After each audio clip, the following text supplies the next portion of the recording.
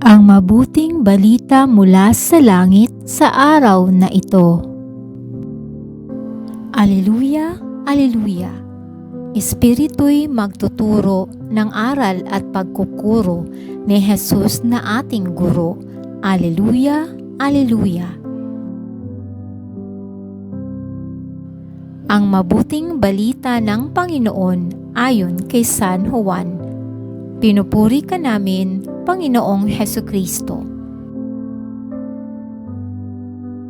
Nang muling napakita si Jesus sa mga alagad niya at nang makakain sila, tinanong ni Jesus si Simon Pedro, "Simon, anak ni Juan, iniibig mo ba ako ng higit kaysa mga ito?"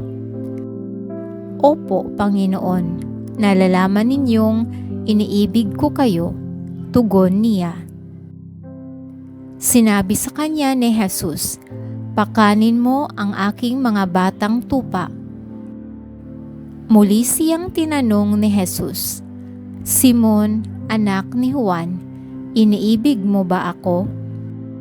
Sumagot si Pedro, "Opo, Panginoon, nalalaman ninyong iniibig ko kayo." Ani Jesus, "Pangalagaan mo ang aking mga tupa."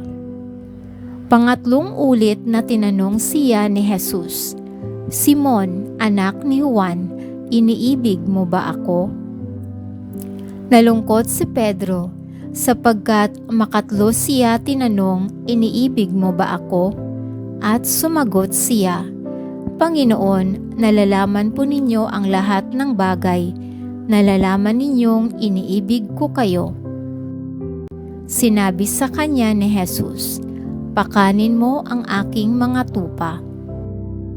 Tandaan mo, noong kabataan mo pa, ikaw ay nagbibihis sa iyong sarili at lumalakad ka kung saan mo ibig.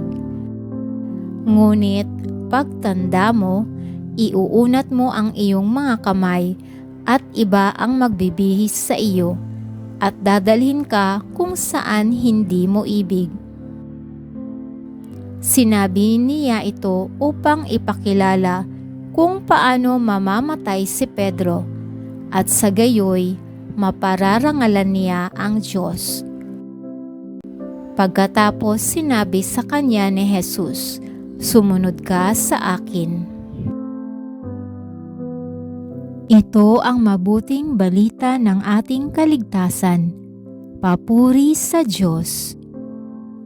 Maraming salamat po sa inyong tulong na maipalaganap ang mabuting balita ng Poong Jesus sa lahat ng mga Pilipino sa buong mundo.